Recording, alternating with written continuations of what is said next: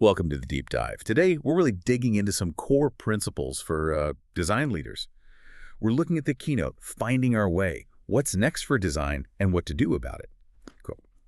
This is where Peter Merholz and Jesse James Garrett basically took insights from, well, dozens of design leaders. They looked at how people are navigating, the huge changes of the last 5 years. Layoffs, remote teams, all the new tech. It's a lot. So our goal here is to pull out the key principles these leaders are actually using. How are they staying effective right now? Yeah, and what jumps out immediately from their work is this fundamental shift in where a designer's value actually comes from. It's not about having the most polished craft or sticking rigidly to some design doctrine or even sometimes being the person who's technically right all the time. That's an expertise of the whole point. Well, the sources suggest that expertise in that traditional sense is sometimes getting sidelined, Short-term business needs, maybe even AI handling some of the execution stuff, it changes the game. Okay, so if it's not about being the best pixel-perfect designer or the guardian of the right way, what is it about now? It really seems to boil down to two key things. First, the relationships you manage to build inside the organization, and second, the organizational impact you can actually point to. They made a strong point. When things get tough, impact is kind of all that's left to show your worth. That makes the first practical idea they shared really interesting. Developing empathy, but not just for users. Empathy for the people we work with. They literally said, research your organization like you research your users. Exactly. And that means, digging into the internal dynamics. Christina Goldmitt had this great tactic, making proto-personas, but for stakeholders. Like, what data do they trust? How do they actually make decisions? What are their pressures? That sounds challenging.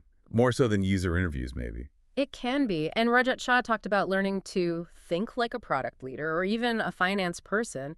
You sort of have to adopt their mindset, speak their language. Right, speak their language to influence their world. I think Woko Arrow mentioned something similar. Yeah, finding success by just speaking their language and bringing my own flavor. Framing design stuff in terms of what the business partners already care about. So it's less about convincing them design is important in the abstract. And more about showing how design achieves their goals. And that leads right into the core of influence. Trust. Designers, well, we rarely have direct authority, right? So trust becomes everything for leadership. Okay, trust. How do you build that practically? Cynthia Sert had this concept of a trust bank. You make deposits by consistently delivering what's expected, just showing up and doing good work. Then, once you've built up that balance, you can sort of spend that trust to push for bigger, maybe tougher changes. Like cashing in your political capital. But does that bank hold up when things are unstable? Like during layoffs? That's the thing. It probably needs constant upkeep. You have to keep proving value, which connects to the next tactic. Don't wait for some huge organizational epiphany. Start small. Scale up. Roger Martin's idea, the little triangle that proves its worth and gets to become a bigger triangle. Like Rebecca Nordstrom's story at Lego, designing for the supply chain, which sounds pretty unglamorous maybe. Right. But she started as just one person, focusing on being useful, not preaching design thinking, just solving problems. And because she delivered, her team grew to 20 people, purely based on demonstrated impact. Okay, so start small, build trust, show impact. But how do you show that impact? Value can be subjective. It can be. So you have to make the connection visible. Amy Lokey at ServiceNow had a method they called the chain of provenance, basically tracking things all the way through.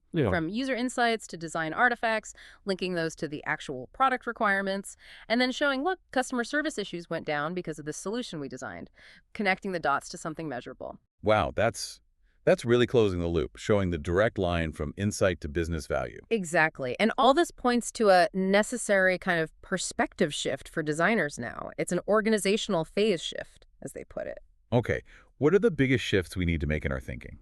3 big ones, I think. First, move from focusing solely on craft excellence to focusing on solving business problems. So less pixel perfect, more outcome oriented. You could say that. Yeah. Second, shift from ideological purity, like this is the only right way to do design, to organizational savvy, embracing the messy reality of how things actually work. Getting comfortable with compromise, maybe. Perhaps. And third, moving away from holding out for the perfect solution to realizing that better is better. Incremental progress often wins. And there was that point from the Q&A too, right? About defining quality. Yes, crucial point.